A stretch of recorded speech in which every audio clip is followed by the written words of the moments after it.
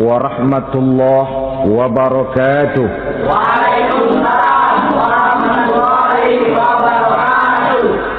Bapak-bapak, ibu-ibu, saudara-saudara kaum muslimin rahimakumullah. Setiap orang menginginkan kebahagiaan dan tidak seorang pun menginginkan kesengsaraan dalam kehidupan ini.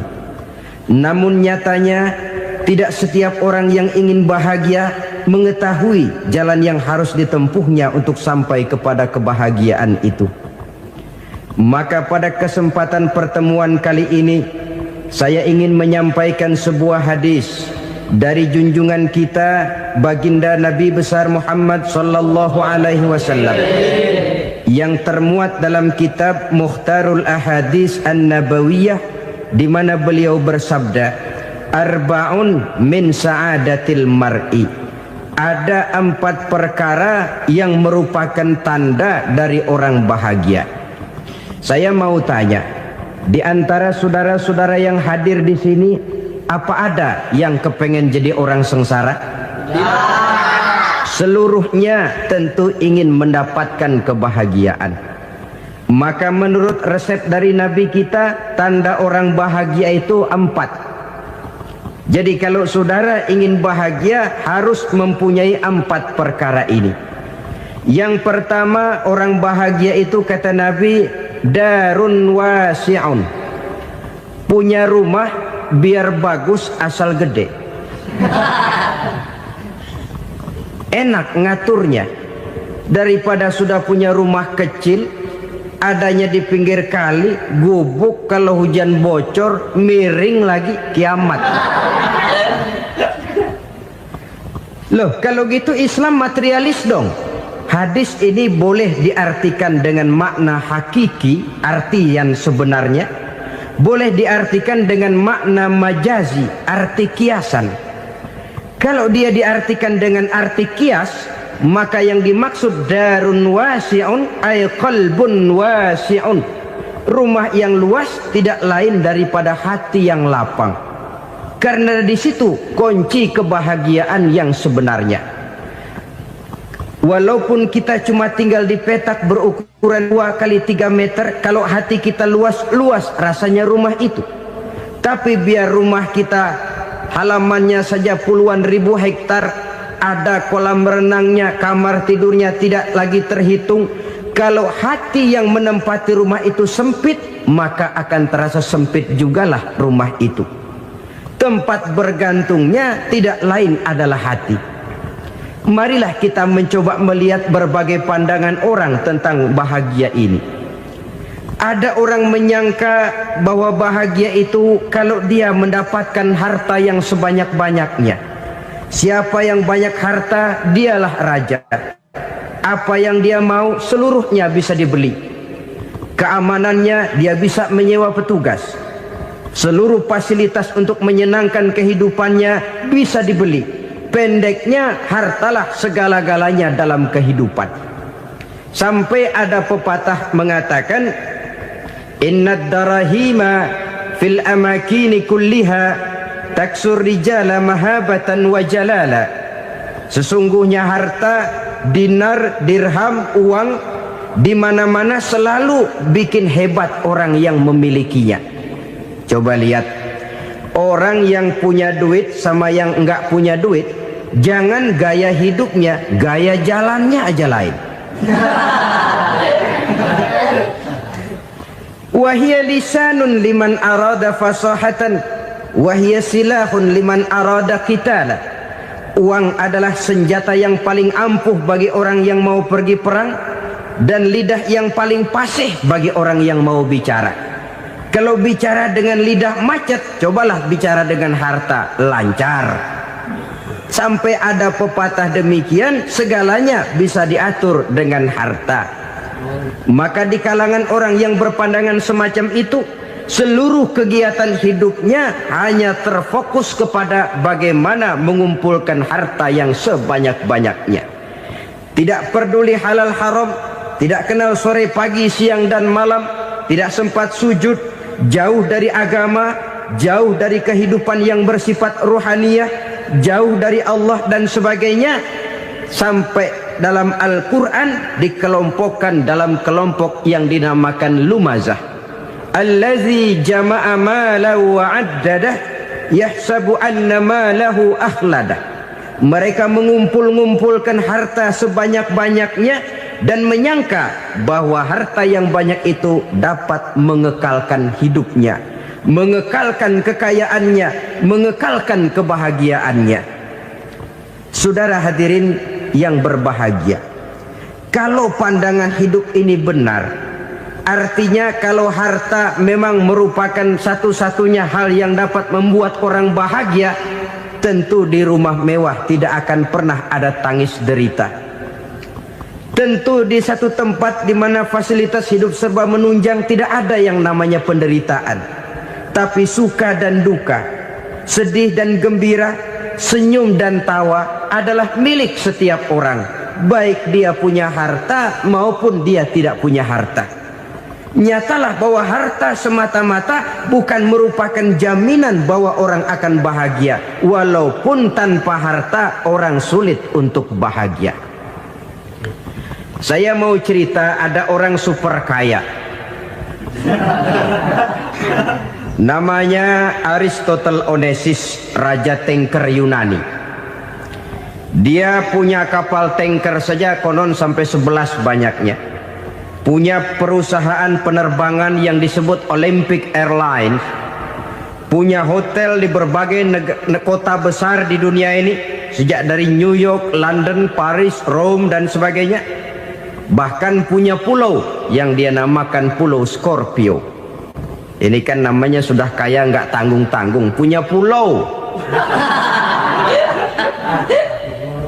Nah, dia punya 2 orang anak, yang satu laki-laki namanya Alexander, yang satu perempuan namanya Maria Onesius. Seluruh harapannya tertumpah kepada anak lakinya Alexander ini, yang akan meneruskan usahanya, meneruskan kekayaannya, meneruskan dinastinya. Apa yang terjadi? Ternyata anak yang dia harapkan yang bernama Alexander ini mati muda dalam kecelakaan pada waktu dia olahraga. Apa olahraganya? Namanya olahraga anak orang kaya, golongan jet set. Olahraganya olahraga pesawat terbang. Jatuh, ya nggak kapungut, habis mati.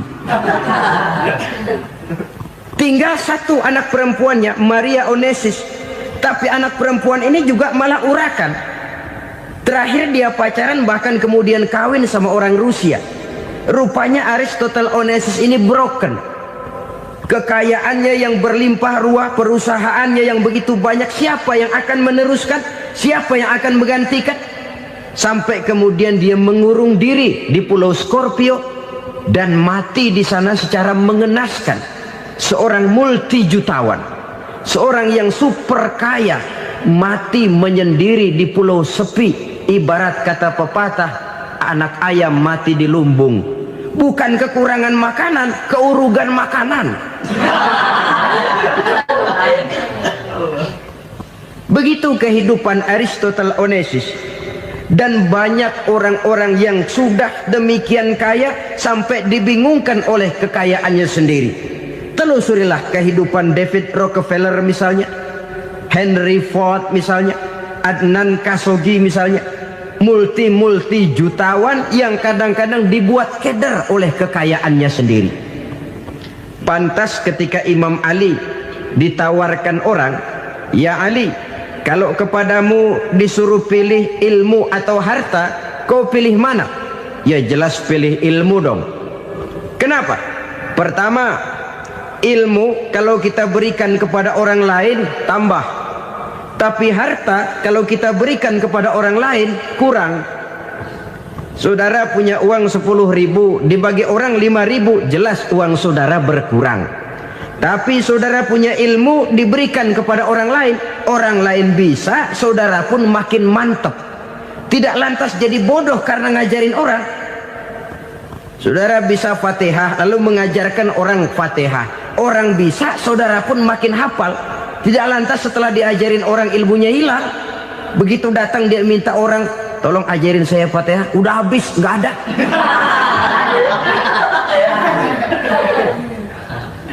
Yang kedua, kata Imam Ali, ilmu menjaga kita. Kalau harta, kita yang harus jaga. Makin banyak ilmu, makin terpelihara diri seharusnya. Tetapi makin banyak harta, makin bingung kita jaganya. Sampai kadang-kadang kalau perlu seluruh keliling rumah dipasangi alarm. Belum cukup, disewakan anjing besar-besar, pasang di depan pintu, awas anjing galak. Masih belum cukup juga, cari centeng tukang-tukang kepruk jaga rumah. Masih terasa belum aman, padahal rumahnya dikelilingi tembok besar. Di balik tembok ada pintu-pintunya tebal. Di balik pintu itu terbuka masuk kamar, kamar pun ada pintunya, pintunya pun kuat.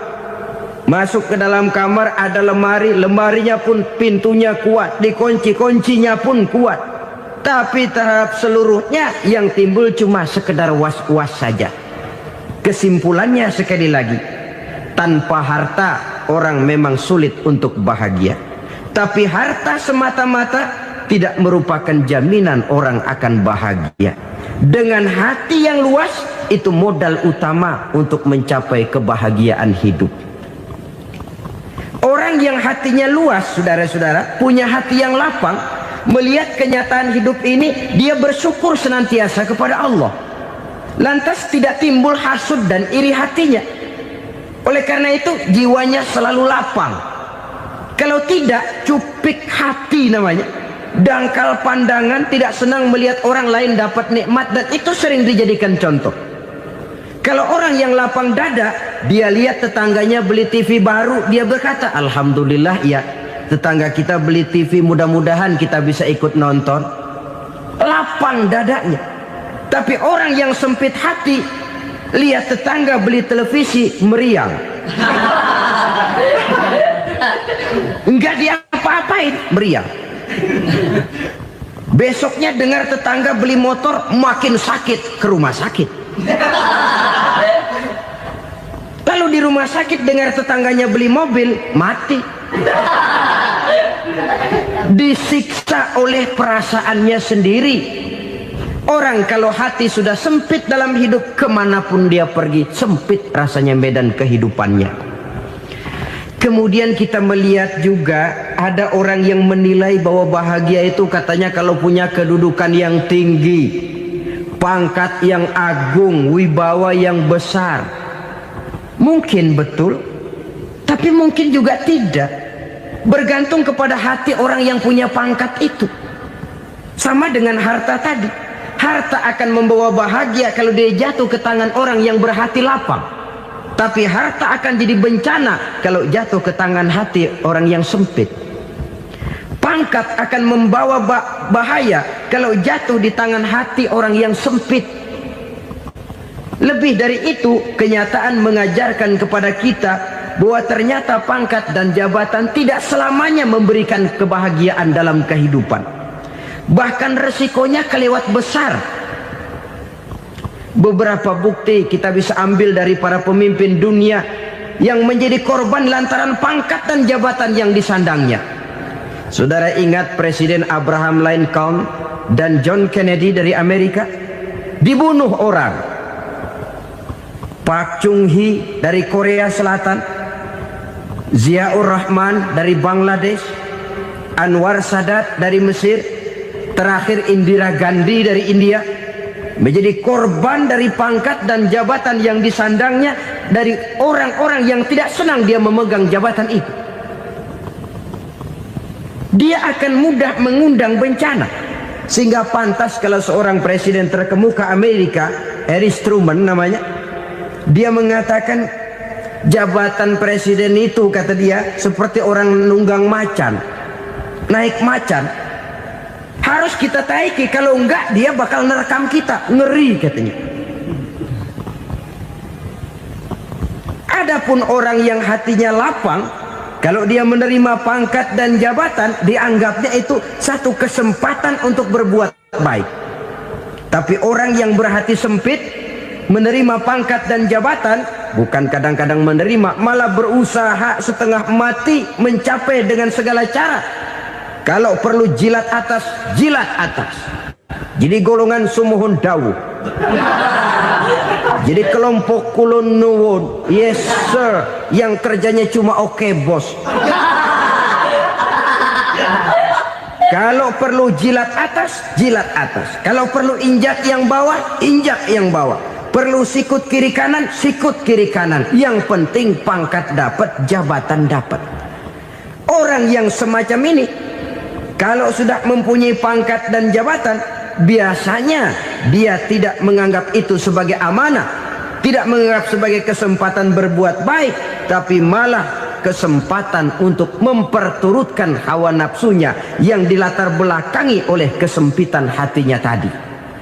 Apalagi kalau orang memperoleh pangkat karena banyak mengeluarkan uang, seakan-akan pangkat dan jabatan itu sekarang macam proyek pakai tender. Siapa yang berani bayar segini naik, nggak berani minggir. Padahal logikanya, kalau orang mencapai satu jabatan karena banyak mengeluarkan uang, hampir bisa dipastikan bahwa setelah jabatan itu dia pegang, langkah pertama yang akan dilakukannya ialah berusaha bagaimana uang yang dia keluarkan supaya kembali. Ya paling kurang pulang modal dulu dong. Soal mikirin rakyat soal nanti, tapi ini modal harus pulang. Itu celakanya kalau orang memperoleh pangkat dan jabatan cuma karena banyak mengeluarkan uang. Jarang orang yang mempunyai keyakinan dan pandangan bahwa pangkat dan jabatan merupakan amanah. Jadi sekali lagi, pangkat dan jabatan mungkin saja membawa kebahagiaan kalau jatuh ke tangan orang yang berhati lapang. Tapi bisa jadi bencana kalau dia jatuh ke tangan orang yang mempunyai hati yang sempit. Dan lagi-lagi stresnya hati yang lapang. Lalu sebagian orang, saudara, ada yang berpandangan katanya bahagia itu kalau jadi orang terkenal, mempunyai popularitas, menjadi idola di kalangan remaja, di kalangan orang tua, di segala lapisan masyarakat. Padahal makin populer orang makin terikat dia. Ya kalau macam kita ini kan nggak punya nama, nggak populer, tengah malam buta mau nongkrong di warung Tegal aman. Tapi pangkat, jabatan, kedudukan, popularitas menyebabkan kita diikat dengan berbagai macam peraturan.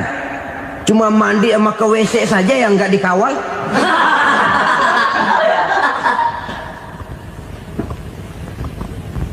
Benarkah popularitas, ketenaran membawa kebahagiaan? Mungkin. Ya, tapi mungkin juga tidak. Kenapa? Banyak orang-orang populer yang mengakhiri hidupnya secara tragis. Kita ambil beberapa nama. Di Amerika tahun 60-an ada bintang seksi paling terkenal yang dijuluki sex bomb. Bom seksi. Sampai sekarang jadi legenda, namanya Marilyn Monroe. Singkatan dobelnya itu inisialnya MM, Marilyn Monroe. Terkenal, top, sampai dia mati tahun 62. Namanya sekarang masih saja dibicarakan orang. Kenapa dia bunuh diri? Tidak punya hartakah dia? Banyak. Kurang populerkah dia? Seluruh dunia mengenalnya. Sejak rakyat kecil sampai pejabat tinggi dia punya hubungan. Kenapa? Jenuh. Dia terlahir dalam keadaan yatim. Setelah itu tidak lama dia berangkat remaja, ibunya meninggal. Pindah dari wanita asuh ke wanita asuh sampai 12 orang ibu angkatnya. Dan kekecewaan yang paling parah, setiap laki-laki yang dekat dengannya hanya seperti kapal berlabuh. Datang dan pergi silih berganti. Padahal dia merindukan seseorang yang bisa melindungi hidupnya. Dia rindukan itu dan dia tidak pernah menemukan. Itu yang akhirnya menyebabkan dia minum pil tidur kelewat dosis, minum obat tidur kebanyakan. Ya tidur terus sampai sekarang.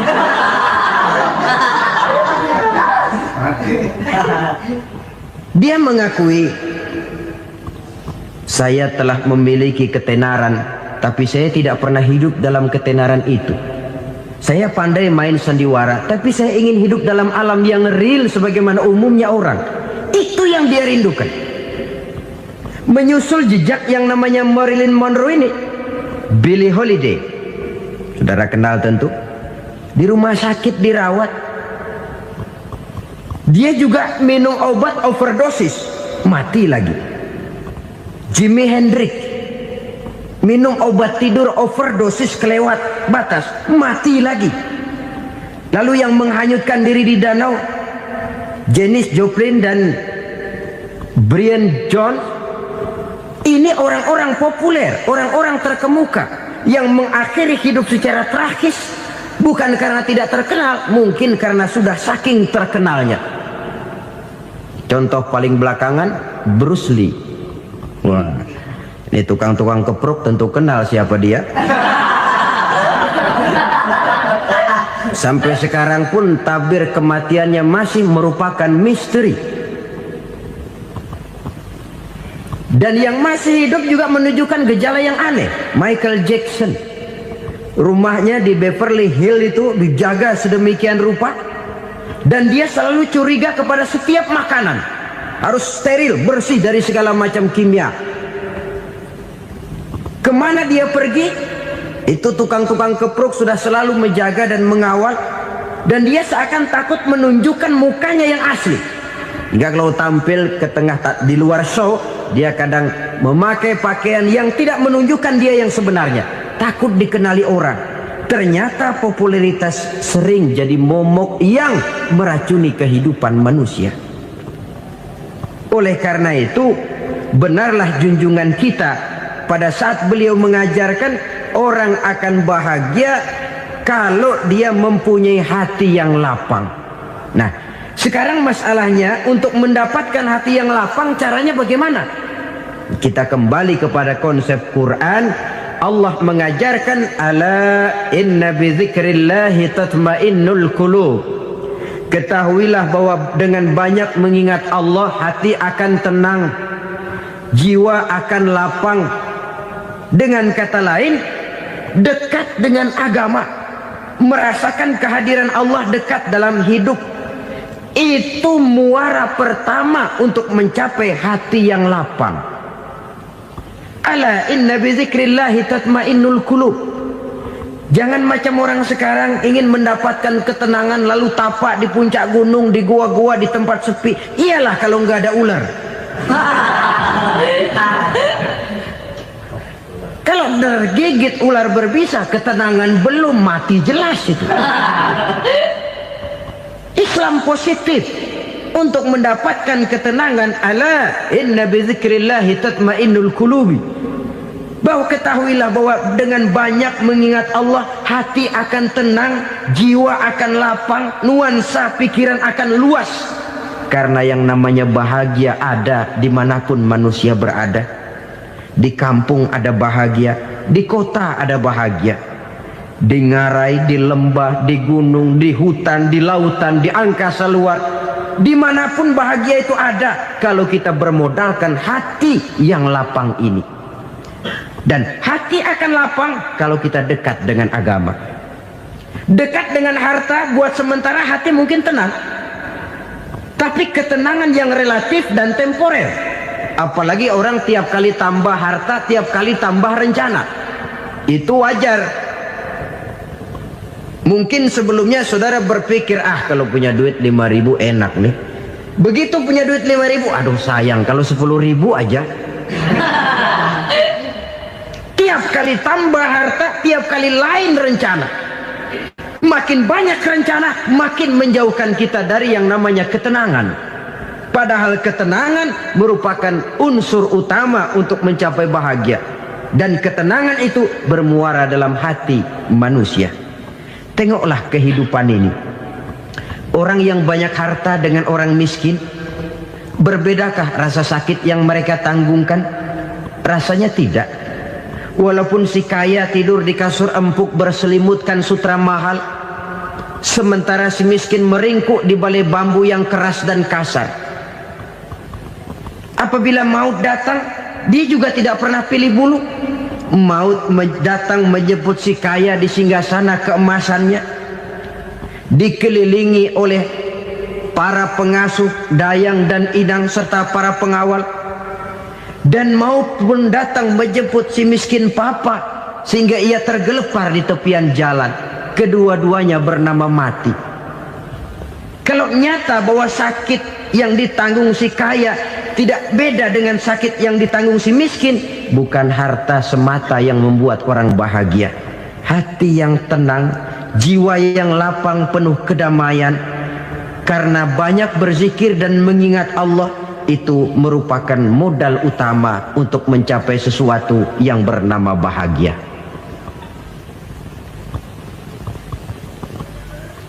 Saudara hadirin yang saya hormati, inilah yang pertama dari 4 ciri yang digambarkan oleh Nabi tentang tanda-tanda orang bahagia. Dan harus berangkat dari yang pertama ini, hati yang lapang.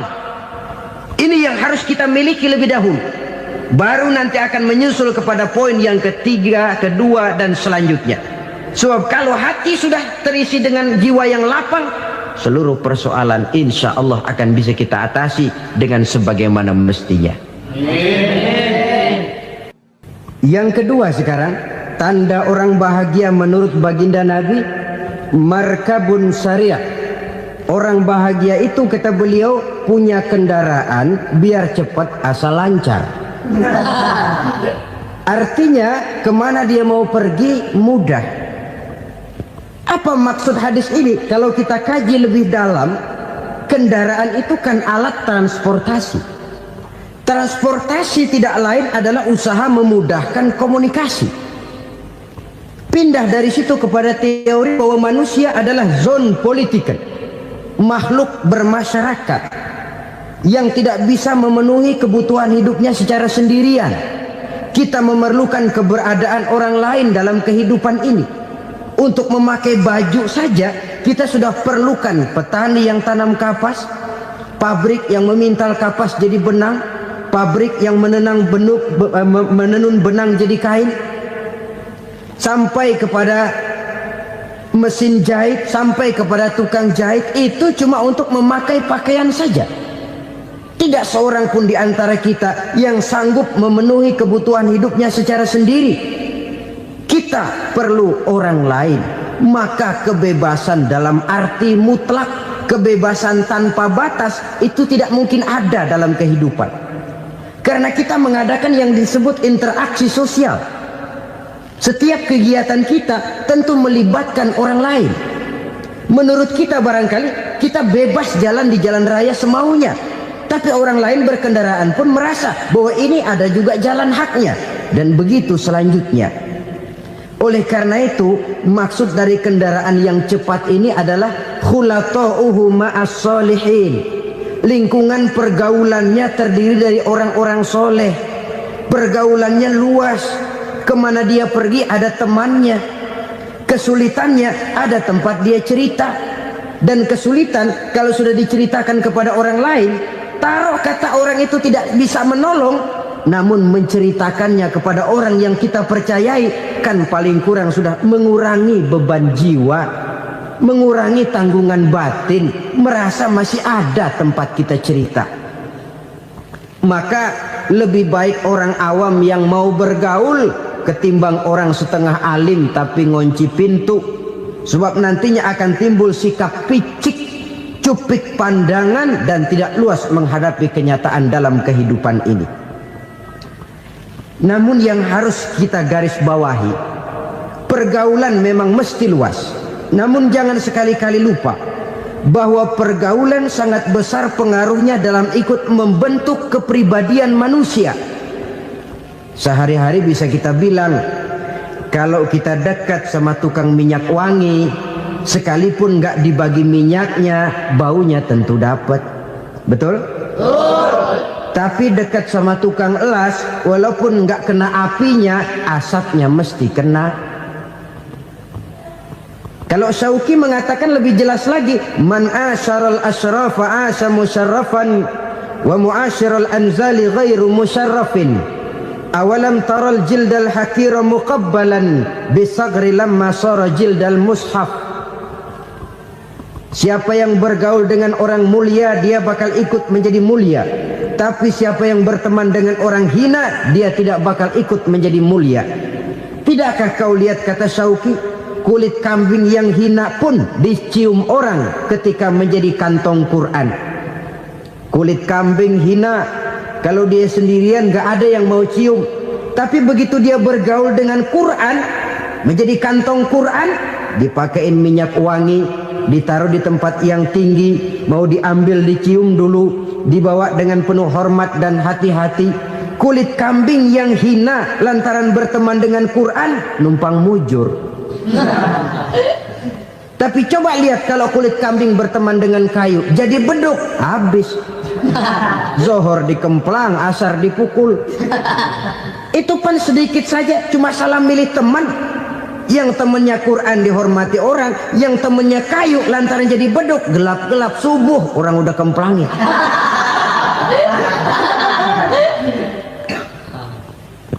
Maka terutama kepada adik-adik remaja yang masih mencari identitas diri, yang ibarat kaset masih kaset kosong, mudah diisi oleh apapun, pandai-pandailah memilih teman dalam bergaul.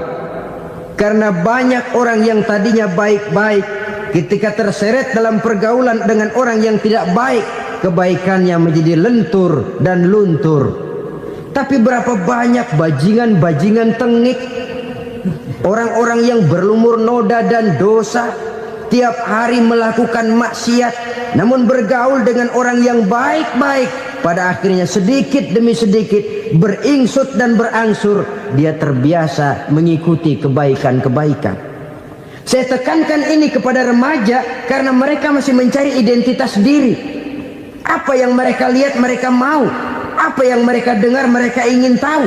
Coba lihat kehidupan remaja. Pulang nonton film Rambo, pengen jadi Rambo, gagah, maunya belekai melulu. Pulang nonton film Superman, pengen bisa terbang. Pulang nonton India, nyanyi melulu. Wajar, mereka masih mencari identitas diri. Saya ini sebenarnya siapa? Lingkungan, pergaulan akan membentuk itu. Karena itu pandai-pandailah bergaul, karena ia sangat besar pengaruhnya dalam ikut membentuk kepribadian manusia. Apalagi sifat yang jelek lebih cepat menularnya ketimbang sifat yang baik. Sifat yang baik, watak yang soleh itu lambat sekali untuk menular.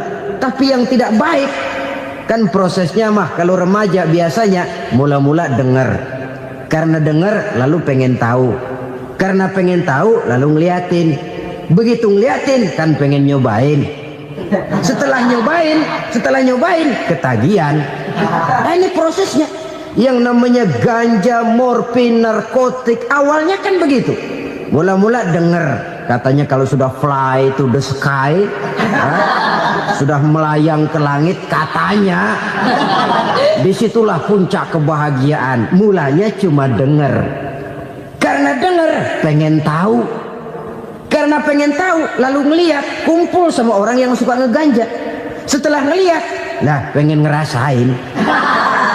Begitu ngerasain enak juga, ketagihan. Kalau sudah ketagihan jadi penyakit kronis, bisa merembet kepada yang lain. Iya, kalau orang tuanya mampu untuk beli morfin, beli ganja. Kalau tidak kan pikirannya ngayap, jemuran siapa ya gue sabet. Timbullah perbuatan-perbuatan negatif yang bermula dari salah pergaulan. Apalagi buat adik-adik remaja yang tinggal di kota-kota besar, yang pengaruh budaya, pengaruh kesenian, pengaruh struktur kehidupan yang nampak makin individualistis, di mana persaingan tajam, tensi ekonomi tinggi, orang mudah mengalami stres. Pandai-pandailah dalam bergaul, sekali lagi, karena ia sangat besar pengaruhnya dalam ikut membentuk kepribadian manusia.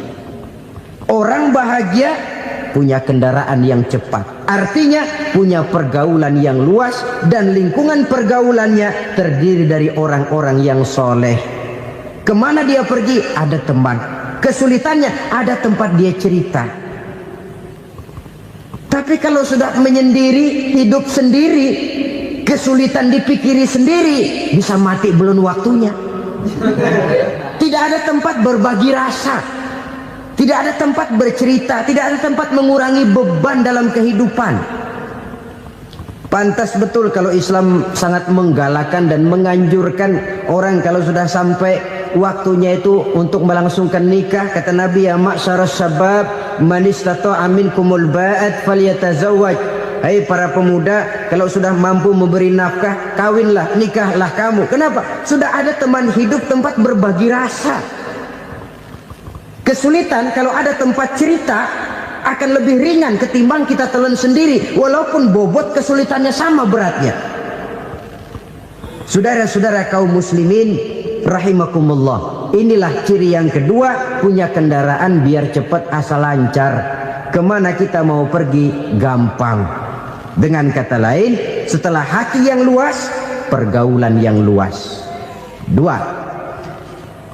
Yang ketiga sekarang, tanda orang bahagia itu menurut Nabi, misbahun mudhi'un, punya lampu yang terang. Oh, itu enggak problem. Sekarang sudah zamannya listrik masuk desa, Pak. Lampu sudah terang semua. Betul, kalau itu yang dimaksud. Tapi tidak cuma itu.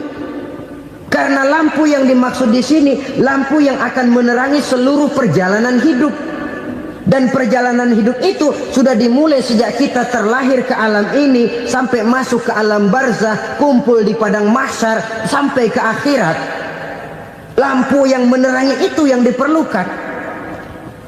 Kalau lampu, katakanlah yang paling top sekarang kan lampu jenis Mercury. Taruhlah itu di rumah kita, dia cuma menerangi rumah kita, menerangi hati pun tidak sanggup.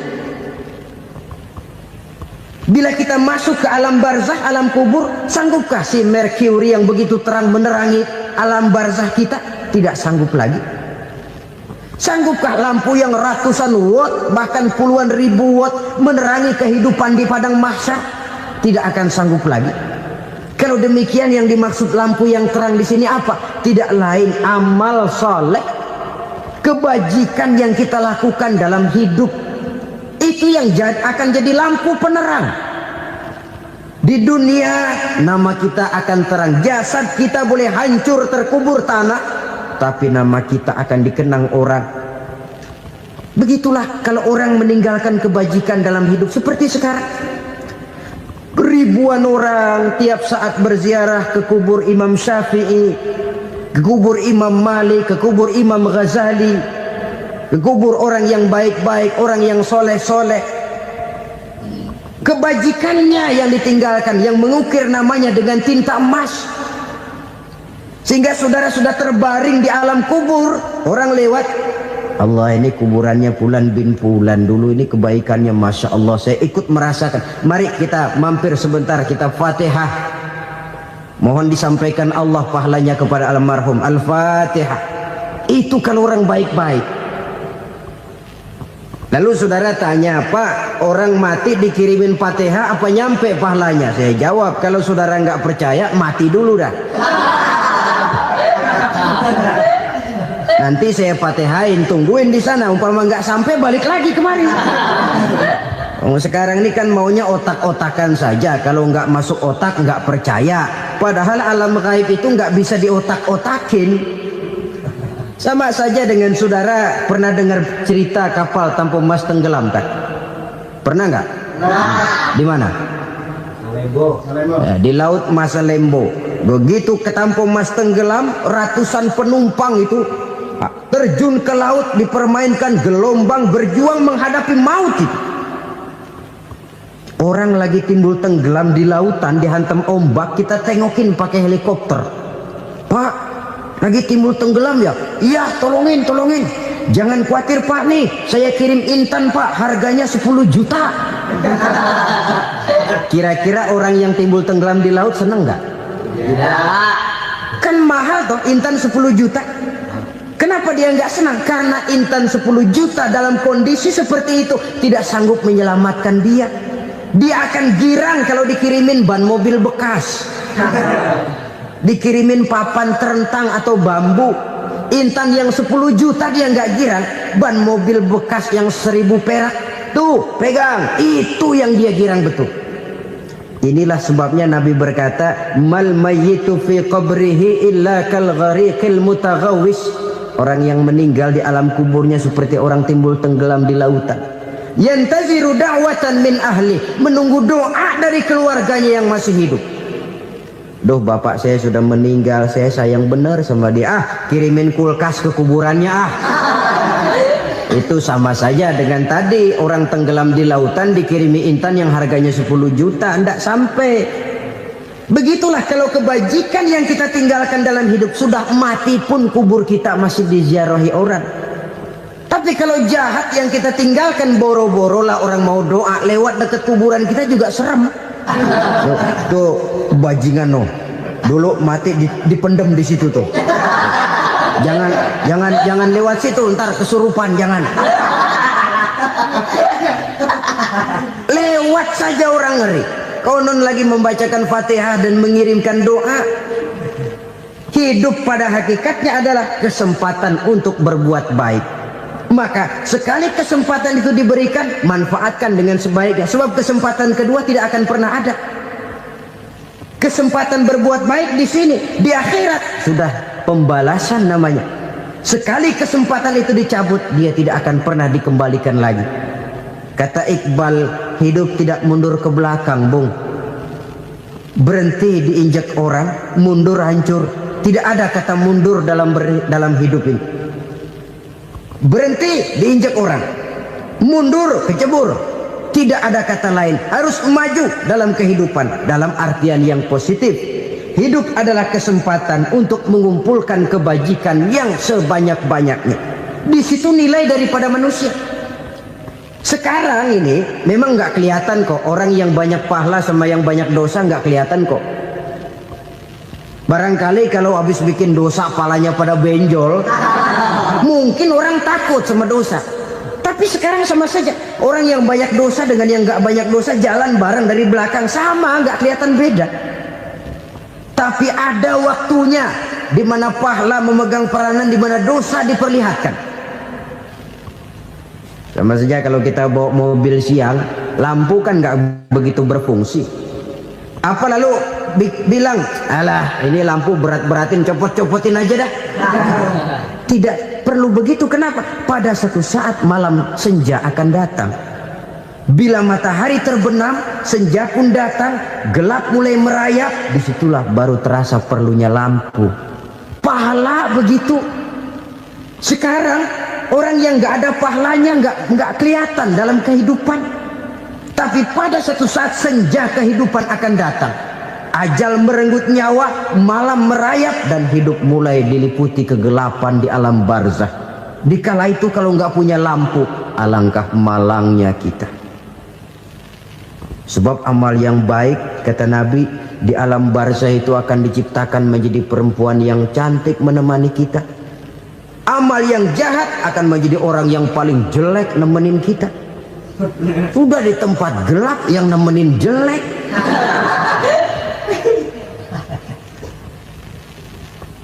Kaum muslimin rahimakumullah.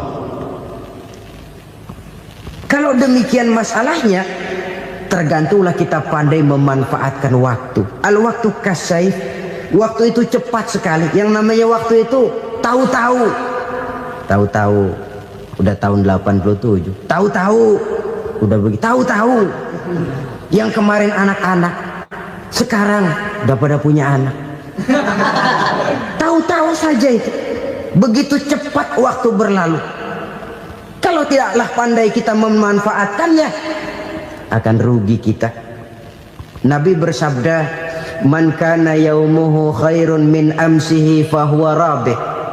Barang siapa yang hari ini lebih baik daripada hari kemarin, itu orang untung. Hari ini lebih baik daripada kemarin. bulan ini lebih baik dari bulan kemarin, tahun ini lebih baik dari tahun kemarin. Itu orang yang beruntung. Masya Allah, sangat luar biasa kajian yang sudah disampaikan oleh guru kita. Sahabat beriman yang dimuliakan Allah, tetaplah di channel ini karena kajian ini belum selesai. Tentunya masih banyak lagi hal-hal menarik yang akan disampaikan oleh beliau. Tetaplah di channel ini dan mari kita lanjutkan kembali. Selamat mendengarkan. Tahun kemarin sembayangnya maghrib doang, sekarang udah tambah isya. Tahun kemarin cuman Idul Fitri aja ngancem bener, sekarang udah tambah Jumat, lalu tambah lagi maghrib, tambah lagi isya, dan selanjutnya. Hari ini lebih baik daripada kemarin, itu orang yang beruntung. Wa man kana yaumuhu mislu amsihi fahuwa khasir. Lalu barang siapa yang hari ini sama saja dengan hari kemarin, itu orang rugi. Hari ini sama dengan kemarin, rugi itu. Bulan ini begitu, bulan kemarin begitu, tahun ini begitu, tahun lalu juga begitu. Rugi itu orang. Rugi apa? Rugi umur. Umur tambah, amalan gak pernah tambah. Dan saya pikir lebih merupakan azab ketimbang nikmat kalau orang dikasih panjang umur cuma untuk numpuk dosa. Mending mana? Panjang umur banyak dosa sama pendek umur dikit dosa? Mending mana? Mending mana? Ya, paling mending tentu panjang umur banyak pahala. Tapi kalau tidak, sekali lagi, lebih merupakan azab ketimbang nikmat kalau orang diberikan panjang umur tapi cuma untuk sekedar menumpuk dosa. Kehilangan kesadaran bahwa dunia bukan terminal akhir dari satu perjalanan. Dia cuma halte di mana kita berhenti sebentar untuk menuju kepada terminal yang hakiki. Saudara-saudara kaum muslimin rahimakumullah, inilah lampu yang akan menerangi kehidupan, amal yang kita lakukan di dalam kehidupan. Jadi yang dimaksud dengan lampu yang terang, kebajikan yang kita kerjakan dalam hidup. Nah, setiap orang di awal tadi saya bilang ingin bahagia. Bahagia itu kan hakikatnya kumpulan senang dan selamat. Senang, selamat. Apa bedanya? Senang tapi tidak selamat, nggak bahagia. Selamat tapi nggak senang, nggak bahagia orang. Contoh, kalau orang korupsi, duitnya banyak, senang dia, tapi keselamatannya. Ada tentara baris di samping rumahnya udah bingung, padahal tentara latihan. Tentara cuma latihan, dia bingung. Senang, tapi karena keselamatannya tidak terjamin, dia tidak bahagia. Sebaliknya pegawai negeri jujur benar, cuma segaji-gajinya, selamat nggak korupsi, tapi melarat, ya nggak bahagia juga, kurang senang. Kesenangan dan keselamatan untuk dunia saja, ya sekali lagi, kalau cuma sekedar untuk dunia saja, bisa dibeli pakai uang. Bisa dibeli pakai uang. Saudara ingin selamat, bisa dibeli pakai uang. Saudara ingin senang, bisa dibeli dengan uang. Tapi setelah mati masuk ke alam barzah, habis kekuasaan uang. Nggak bisa lagi beli keselamatan pakai uang, tidak mungkin lagi membeli kesenangan dengan uang. Di situ pahala yang megang peranan. Makin banyak pahala, makin banyak saham untuk membeli kesenangan dan keselamatan, untuk memperoleh yang namanya bahagia. Dan jangan lupa loh, di alam barzah kita nggak sebentar, menunggu datangnya kiamat. Loh iya, kalau kita begitu dikuburin terus kiamat datang, untung. Tapi kalau masih harus 1000, 2000, puluhan ribu tahun yang akan datang, dalam satu penantian yang begitu lama, tanpa saham untuk memperoleh kebahagiaan, satu kemalangan yang tidak ada pernah putus-putusnya. Janganlah tergelincir oleh kebahagiaan sebentar yang menipu dengan mengorbankan kebahagiaan hakiki yang berjangka panjang. Apa artinya senyum sejenak kalau harus ditebus dengan tangis seumur hidup? Biarlah kita minum jamu, pahit memang, getir memang, tapi kan besok badan sehat. Daripada sekarang minum sirup, manis memang, enak memang, tapi bibir pada jontor besoknya. Sirawan, batuk, nggak karu-karuan.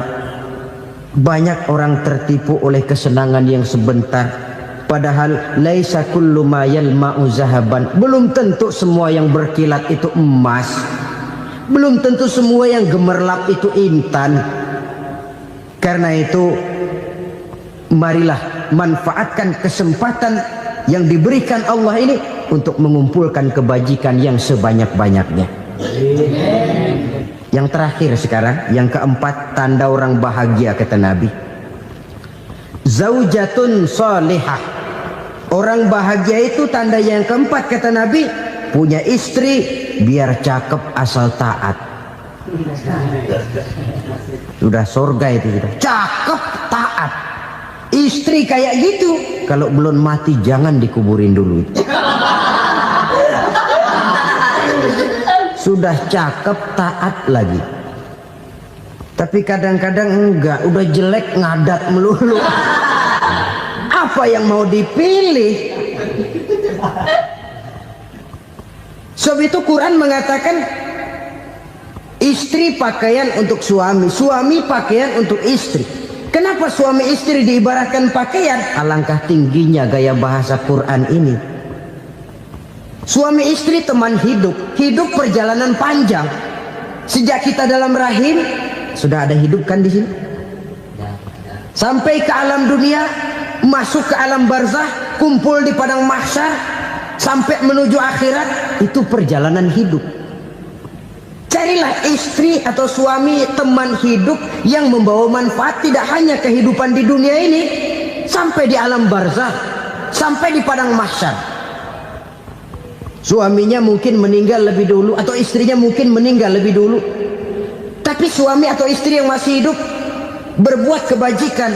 Suami saya meninggal, ada hartanya, saya sedekahkan, niat pahala untuk almarhum suami saya. Ini teman hidup. Tidak dibatasi dan tidak bisa dipisahkan oleh maut sekalipun. Zohirnya mungkin pisah, badannya mungkin pisah, tapi hatinya, jiwanya, kebersamaannya dalam menghadapi kehidupan. Karena itu, saudara-saudara, bahasa Quran indah. Suami istri diibaratkan seperti pakaian. Apa fungsi pakaian? Pertama, pakaian jadi kebanggaan. Artinya suami harus menjadi kebanggaan istri, istri harus jadi kebanggaan suami. Yang kedua, pakaian itu kan fungsinya menutup aurat.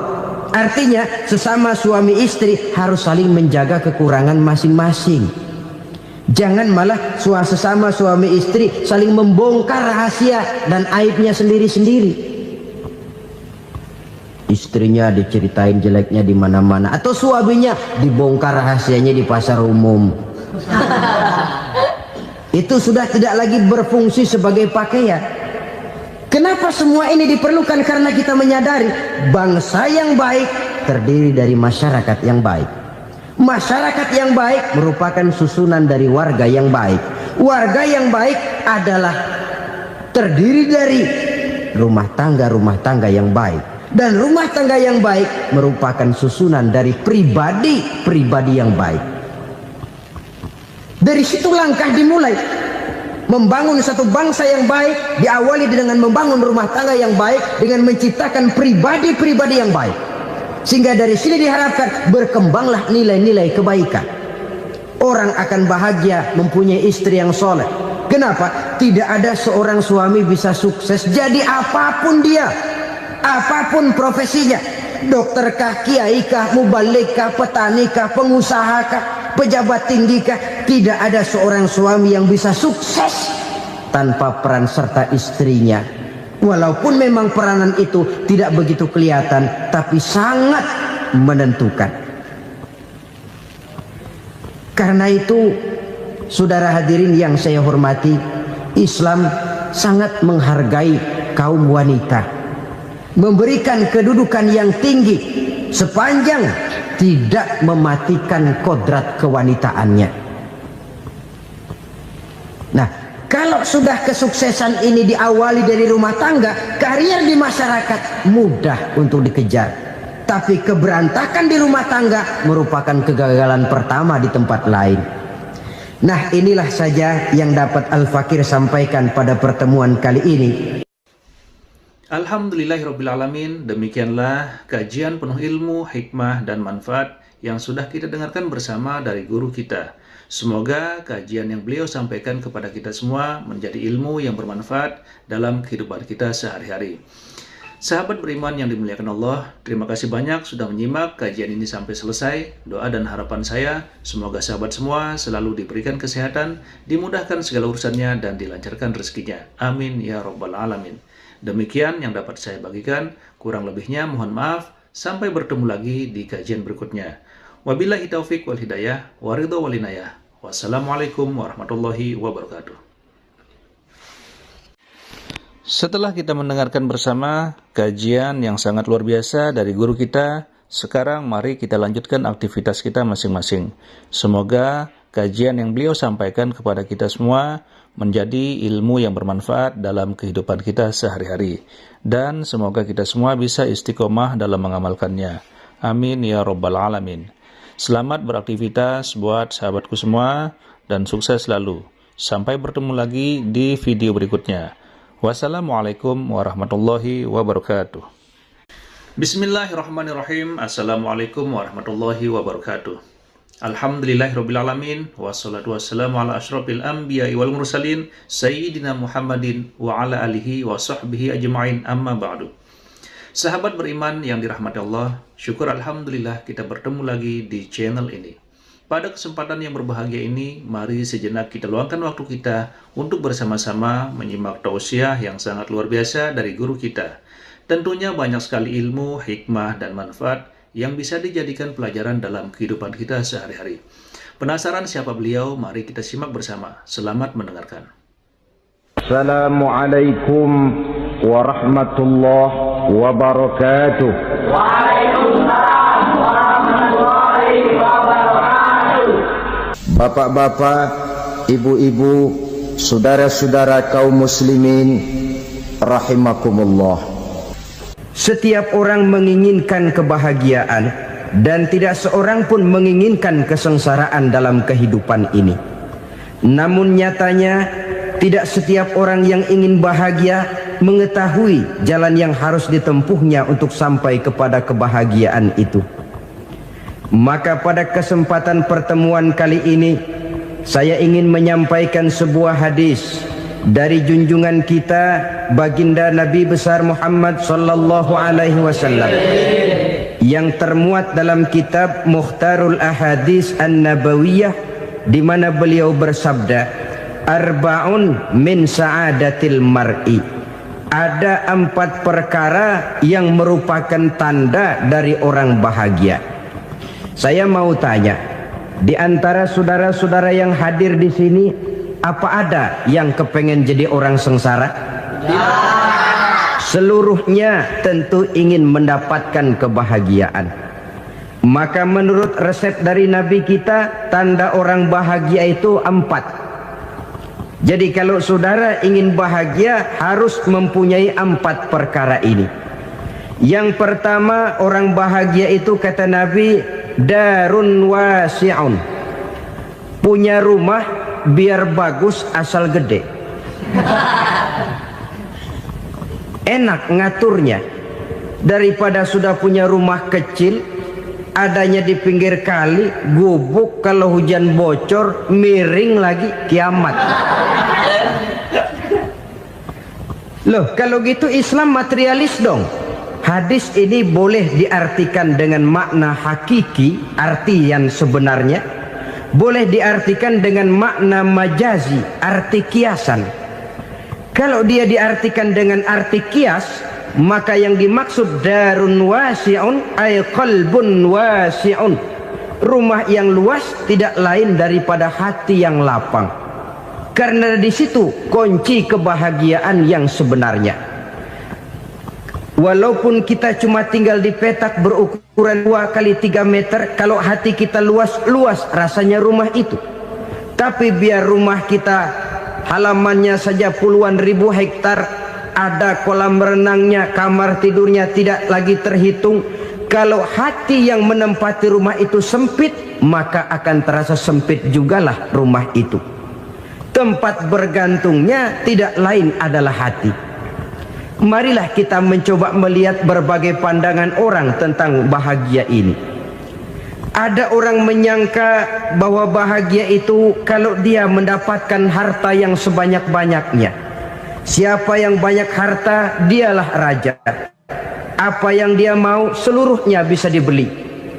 Keamanannya, dia bisa menyewa petugas. Seluruh fasilitas untuk menyenangkan kehidupannya bisa dibeli. Pendeknya, hartalah segala-galanya dalam kehidupan. Sampai ada pepatah mengatakan, innad darahima fil amakini kulliha taksur rijala mahabatan wa jalala. Sesungguhnya harta, dinar, dirham, uang di mana-mana selalu bikin hebat orang yang memilikinya. Coba lihat, orang yang punya duit sama yang enggak punya duit, jangan gaya hidupnya, gaya jalannya aja lain. Wahia lisanun liman arada fasahatan, wahia silahun liman arada qitala. Uang adalah senjata yang paling ampuh bagi orang yang mau pergi perang, dan lidah yang paling fasih bagi orang yang mau bicara. Kalau bicara dengan lidah macet, cobalah bicara dengan harta, lancar. Sampai ada pepatah demikian, segalanya bisa diatur dengan harta. Maka di kalangan orang yang berpandangan semacam itu, seluruh kegiatan hidupnya hanya terfokus kepada bagaimana mengumpulkan harta yang sebanyak-banyaknya. Tidak peduli halal haram, tidak kenal sore pagi siang dan malam, tidak sempat sujud, jauh dari agama, jauh dari kehidupan yang bersifat ruhaniyah, jauh dari Allah dan sebagainya. Sampai dalam Al-Quran dikelompokkan dalam kelompok yang dinamakan lumazah. Allazi jama'a malahu wa addadah yahsabu anna malahu akhladah. Mereka mengumpul-ngumpulkan harta sebanyak-banyaknya dan menyangka bahwa harta yang banyak itu dapat mengekalkan hidupnya, mengekalkan kekayaannya, mengekalkan kebahagiaannya. Saudara hadirin yang berbahagia, kalau pandangan hidup ini benar, artinya kalau harta memang merupakan satu-satunya hal yang dapat membuat orang bahagia, tentu di rumah mewah tidak akan pernah ada tangis derita. Tentu di satu tempat di mana fasilitas hidup serba menunjang tidak ada yang namanya penderitaan.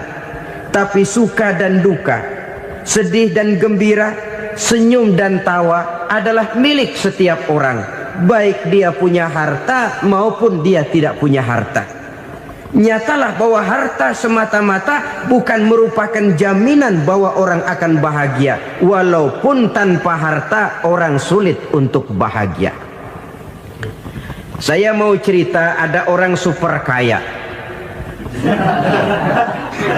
namanya Aristotle Onesimus, raja tanker Yunani.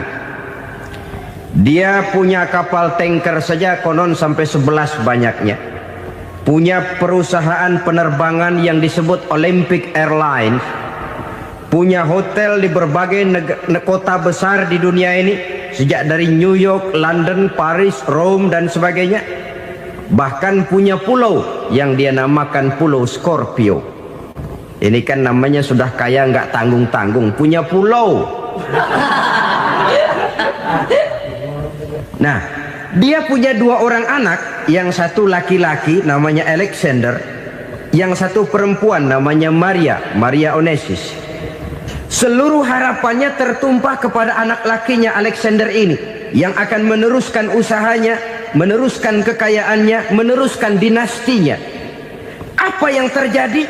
Ternyata anak yang dia harapkan yang bernama Alexander ini mati muda dalam kecelakaan pada waktu dia olahraga.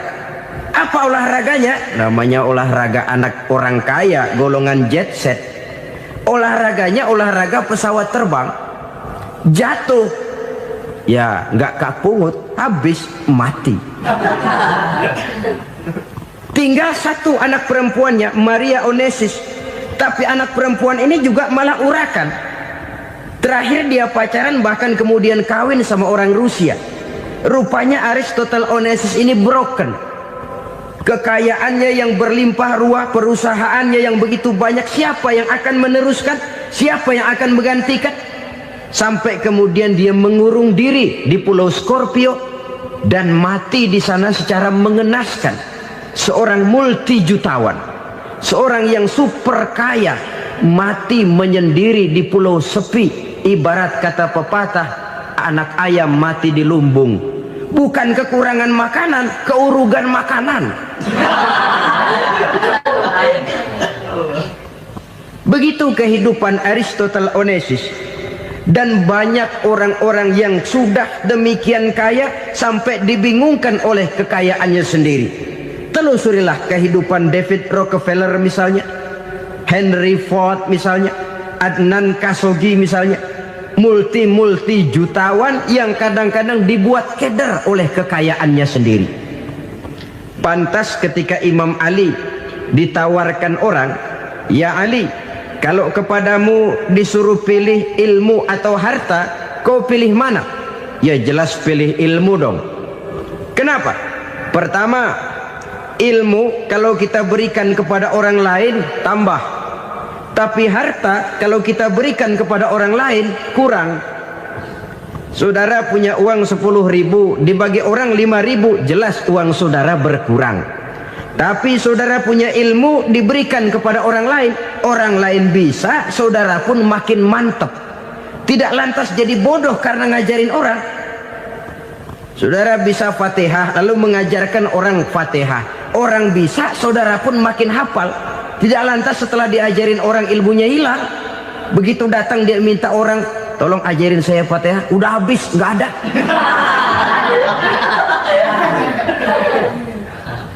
Yang kedua kata Imam Ali, ilmu menjaga kita.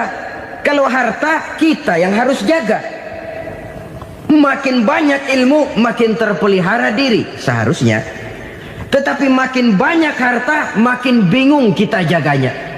Sampai kadang-kadang kalau perlu seluruh keliling rumah dipasangi alarm. Belum cukup disewakan anjing besar-besar, pasang di depan pintu, awas anjing galak. Masih belum cukup juga, cari centeng tukang-tukang kepruk jaga rumah. Masih terasa belum aman, padahal rumahnya dikelilingi tembok besar. Di balik tembok ada pintu-pintunya tebal. Di balik pintu itu terbuka masuk kamar, kamar pun ada pintunya, pintunya pun kuat. Masuk ke dalam kamar ada lemari, lemarinya pun pintunya kuat, dikunci, kuncinya pun kuat. Tapi terhadap seluruhnya yang timbul cuma sekedar was-was saja. Kesimpulannya sekali lagi, tanpa harta orang memang sulit untuk bahagia. Tapi harta semata-mata tidak merupakan jaminan orang akan bahagia. Dengan hati yang luas, itu modal utama untuk mencapai kebahagiaan hidup. Orang yang hatinya luas, saudara-saudara, punya hati yang lapang, melihat kenyataan hidup ini, dia bersyukur senantiasa kepada Allah. Lantas tidak timbul hasud dan iri hatinya. Oleh karena itu, jiwanya selalu lapang. Kalau tidak, cupik hati namanya.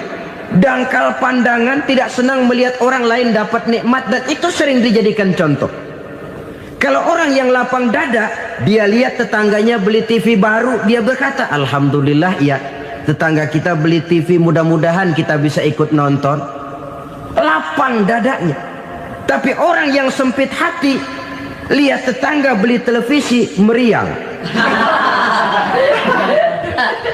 Enggak diapa-apain, meriang. Besoknya dengar tetangga beli motor, makin sakit, ke rumah sakit. Lalu di rumah sakit dengar tetangganya beli mobil, mati. Disiksa oleh perasaannya sendiri. Orang kalau hati sudah sempit dalam hidup, kemanapun dia pergi, sempit rasanya medan kehidupannya. Kemudian kita melihat juga ada orang yang menilai bahwa bahagia itu katanya kalau punya kedudukan yang tinggi, pangkat yang agung, wibawa yang besar. Mungkin betul, tapi mungkin juga tidak. bergantung kepada hati orang yang punya pangkat itu. Sama dengan harta tadi. Harta akan membawa bahagia kalau dia jatuh ke tangan orang yang berhati lapang. Tapi harta akan jadi bencana kalau jatuh ke tangan hati orang yang sempit. Pangkat akan membawa bahaya kalau jatuh di tangan hati orang yang sempit. Lebih dari itu, kenyataan mengajarkan kepada kita bahwa ternyata pangkat dan jabatan tidak selamanya memberikan kebahagiaan dalam kehidupan. Bahkan resikonya kelewat besar. Beberapa bukti kita bisa ambil dari para pemimpin dunia yang menjadi korban lantaran pangkat dan jabatan yang disandangnya. Saudara ingat Presiden Abraham Lincoln dan John Kennedy dari Amerika? Dibunuh orang. Park Chung-hee dari Korea Selatan, Ziaur Rahman dari Bangladesh, Anwar Sadat dari Mesir, terakhir Indira Gandhi dari India, menjadi korban dari pangkat dan jabatan yang disandangnya dari orang-orang yang tidak senang dia memegang jabatan itu. Dia akan mudah mengundang bencana. Sehingga pantas kalau seorang presiden terkemuka Amerika, Harry Truman namanya, dia mengatakan jabatan presiden itu, kata dia, seperti orang nunggang macan, naik macan. Harus kita taiki, kalau enggak dia bakal nerekam kita. Ngeri katanya. Adapun orang yang hatinya lapang, kalau dia menerima pangkat dan jabatan, dianggapnya itu satu kesempatan untuk berbuat baik. Tapi orang yang berhati sempit, menerima pangkat dan jabatan, bukan kadang-kadang menerima, malah berusaha setengah mati mencapai dengan segala cara. Kalau perlu jilat atas, jilat atas. Jadi golongan sumuhun dawuh. Jadi kelompok kulon nuwun, yes sir, yang kerjanya cuma oke bos. Kalau perlu jilat atas, jilat atas. Kalau perlu injak yang bawah, injak yang bawah. Perlu sikut kiri kanan, sikut kiri kanan. Yang penting pangkat dapat, jabatan dapat. Orang yang semacam ini, kalau sudah mempunyai pangkat dan jabatan, biasanya dia tidak menganggap itu sebagai amanah, tidak menganggap sebagai kesempatan berbuat baik, tapi malah kesempatan untuk memperturutkan hawa nafsunya yang dilatar belakangi oleh kesempitan hatinya tadi. Apalagi kalau orang memperoleh pangkat karena banyak mengeluarkan uang. Seakan-akan pangkat dan jabatan itu sekarang macam proyek, pakai tender. Siapa yang berani bayar segini, naik. Nggak berani, minggir. Padahal logikanya, kalau orang mencapai satu jabatan karena banyak mengeluarkan uang, hampir bisa dipastikan bahwa setelah jabatan itu dia pegang, langkah pertama yang akan dilakukannya ialah berusaha bagaimana uang yang dia keluarkan supaya kembali. Ya paling kurang pulang modal dulu dong. Soal mikirin rakyat soal nanti, tapi ini modal harus pulang. Itu celakanya kalau orang memperoleh pangkat dan jabatan cuma karena banyak mengeluarkan uang. Jarang orang yang mempunyai keyakinan dan pandangan bahwa pangkat dan jabatan merupakan amanah. Jadi sekali lagi, pangkat dan jabatan mungkin saja membawa kebahagiaan kalau jatuh ke tangan orang yang berhati lapang. Tapi bisa jadi bencana kalau dia jatuh ke tangan orang yang mempunyai hati yang sempit. Dan lagi-lagi stresnya hati yang lapang. Lalu sebagian orang, saudara, ada yang berpandangan katanya bahagia itu kalau jadi orang terkenal, mempunyai popularitas, menjadi idola di kalangan remaja, di kalangan orang tua, di segala lapisan masyarakat. Padahal makin populer orang makin terikat dia. Ya kalau macam kita ini kan nggak punya nama, nggak populer, tengah malam buta mau nongkrong di warung Tegal aman. Tapi pangkat, jabatan, kedudukan, popularitas menyebabkan kita diikat dengan berbagai macam peraturan. Cuma mandi sama ke WC saja yang nggak dikawal.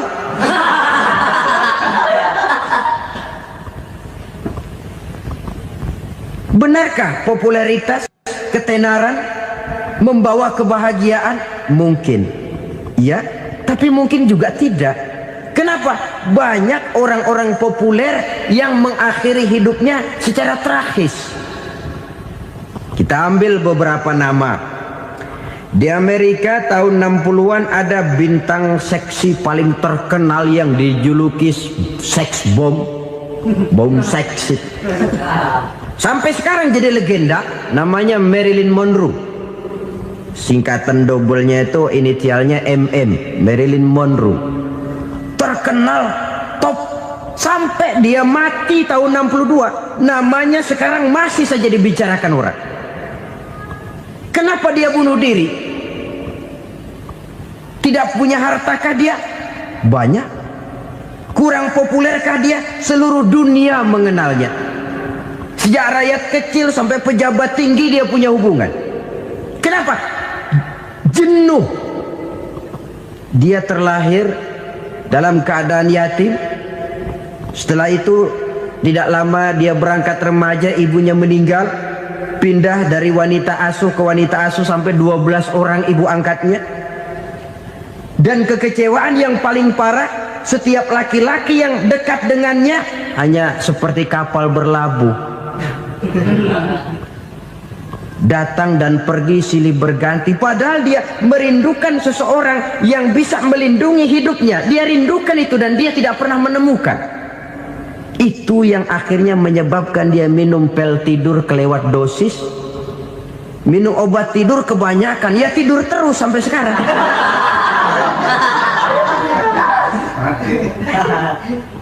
Dia mengakui,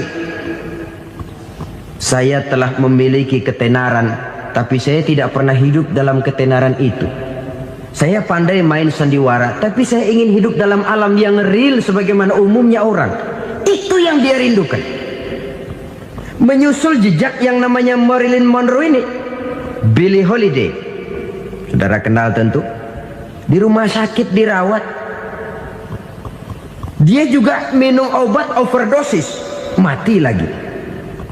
Jimi Hendrix minum obat tidur overdosis kelewat batas, mati lagi. Lalu yang menghanyutkan diri di danau, Janis Joplin dan Brian Jones. Ini orang-orang populer, orang-orang terkemuka yang mengakhiri hidup secara tragis, bukan karena tidak terkenal, mungkin karena sudah saking terkenalnya. Contoh paling belakangan, Bruce Lee. Wah, ini tukang-tukang keprok tentu kenal siapa dia. Sampai sekarang pun tabir kematiannya masih merupakan misteri. Dan yang masih hidup juga menunjukkan gejala yang aneh.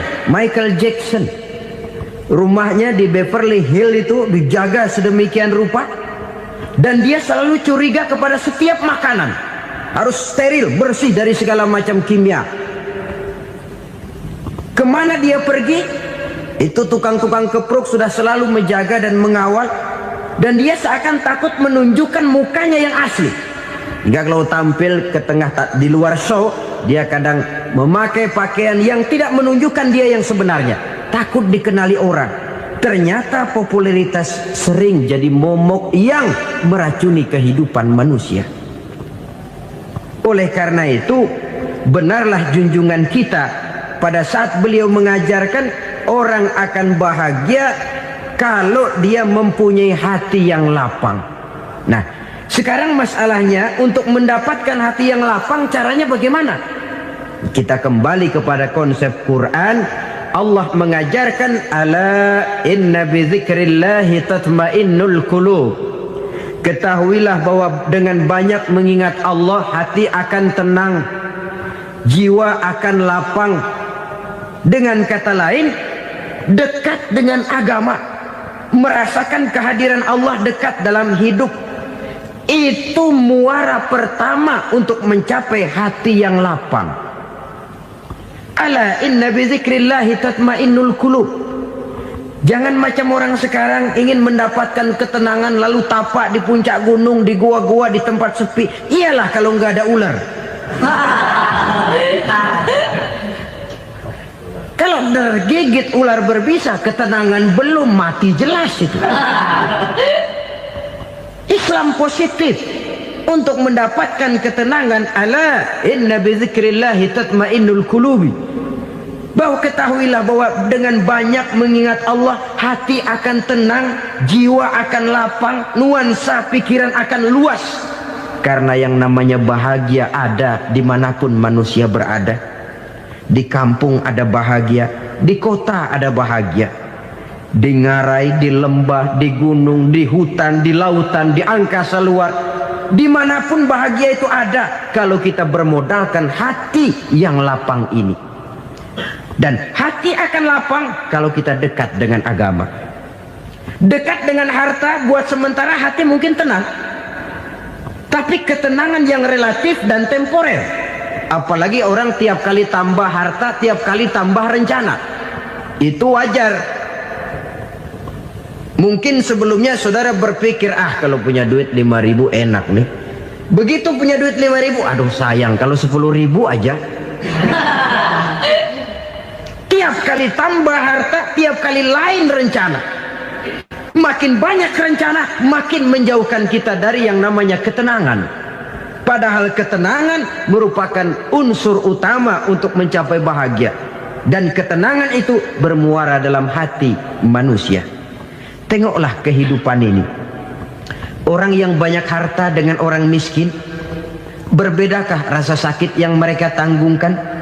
Rasanya tidak.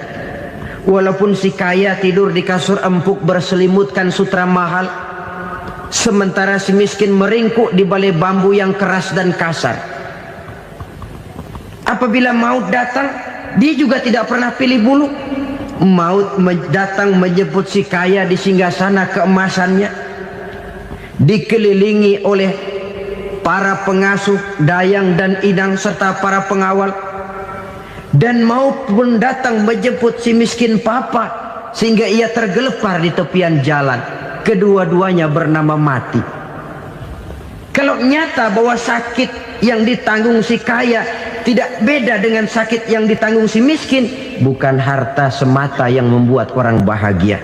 Hati yang tenang, jiwa yang lapang penuh kedamaian, karena banyak berzikir dan mengingat Allah, itu merupakan modal utama untuk mencapai sesuatu yang bernama bahagia.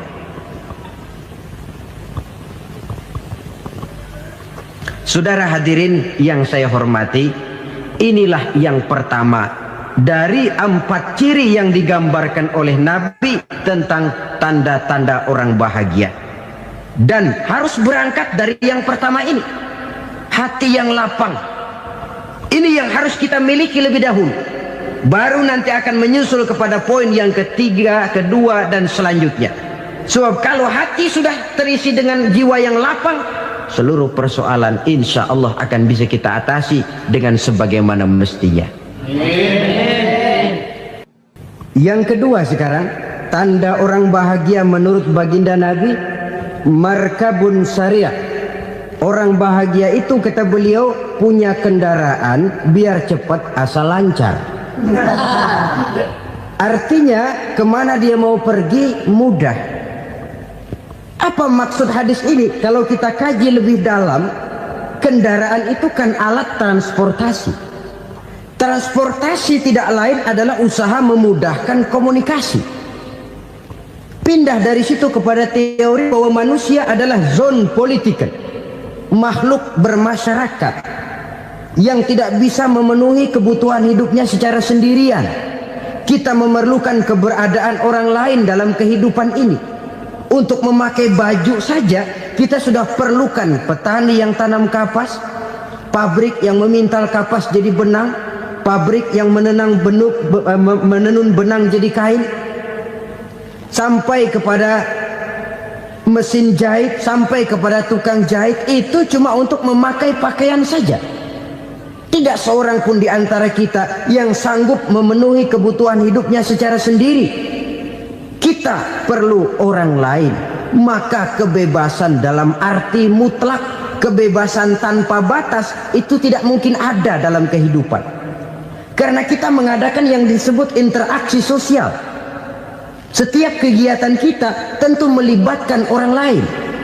Menurut kita barangkali kita bebas jalan di jalan raya semaunya, tapi orang lain berkendaraan pun merasa bahwa ini ada juga jalan haknya, dan begitu selanjutnya. Oleh karena itu, maksud dari kendaraan yang cepat ini adalah khulata'uhu ma'as solihin. Lingkungan pergaulannya terdiri dari orang-orang soleh. Pergaulannya luas. Kemana dia pergi ada temannya. Kesulitannya ada tempat dia cerita. Dan kesulitan kalau sudah diceritakan kepada orang lain, taruh kata orang itu tidak bisa menolong, namun menceritakannya kepada orang yang kita percayai, kan paling kurang sudah mengurangi beban jiwa, mengurangi tanggungan batin, merasa masih ada tempat kita cerita. Maka lebih baik orang awam yang mau bergaul ketimbang orang setengah alim tapi ngunci pintu. Sebab nantinya akan timbul sikap picik, cupik pandangan, dan tidak luas menghadapi kenyataan dalam kehidupan ini. Namun yang harus kita garis bawahi, pergaulan memang mesti luas. Namun jangan sekali-kali lupa bahwa pergaulan sangat besar pengaruhnya dalam ikut membentuk kepribadian manusia. Sehari-hari bisa kita bilang, kalau kita dekat sama tukang minyak wangi, sekalipun nggak dibagi minyaknya, baunya tentu dapat. Betul? Tapi dekat sama tukang elas, walaupun nggak kena apinya, asapnya mesti kena. Kalau Syauqi mengatakan lebih jelas lagi, man asyaral asyrafa asa musyarrafan wa muasyiral anzali ghairu musyarrafin. Awalam taral jildal hakira muqabbalan bisagri lamma sara jildal mushaf. Siapa yang bergaul dengan orang mulia, dia bakal ikut menjadi mulia. Tapi siapa yang berteman dengan orang hina, dia tidak bakal ikut menjadi mulia. Tidakkah kau lihat, kata Syauqi, kulit kambing yang hina pun dicium orang ketika menjadi kantong Quran. Kulit kambing hina, kalau dia sendirian gak ada yang mau cium. Tapi begitu dia bergaul dengan Quran, menjadi kantong Quran, dipakein minyak wangi, ditaruh di tempat yang tinggi, mau diambil dicium dulu, dibawa dengan penuh hormat dan hati-hati. Kulit kambing yang hina lantaran berteman dengan Quran, numpang mujur. Tapi coba lihat kalau kulit kambing berteman dengan kayu, jadi beduk, habis. Zohor dikemplang, asar dipukul. Itu pun sedikit saja, cuma salah milih teman. Yang temannya Quran dihormati orang, yang temannya kayu lantaran jadi beduk, gelap-gelap subuh orang udah kemplangi.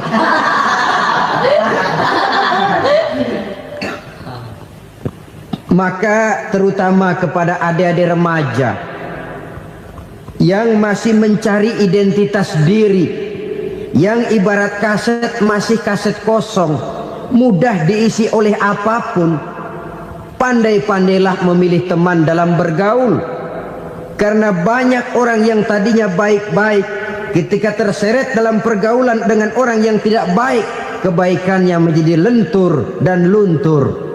Tapi berapa banyak bajingan-bajingan tengik, orang-orang yang berlumur noda dan dosa, tiap hari melakukan maksiat, namun bergaul dengan orang yang baik-baik, pada akhirnya sedikit demi sedikit beringsut dan berangsur dia terbiasa mengikuti kebaikan-kebaikan. Saya tekankan ini kepada remaja karena mereka masih mencari identitas diri. Apa yang mereka lihat mereka mau, apa yang mereka dengar mereka ingin tahu. Coba lihat kehidupan remaja. Pulang nonton film Rambo, pengen jadi Rambo, gagah, maunya belekai melulu. Pulang nonton film Superman, pengen bisa terbang.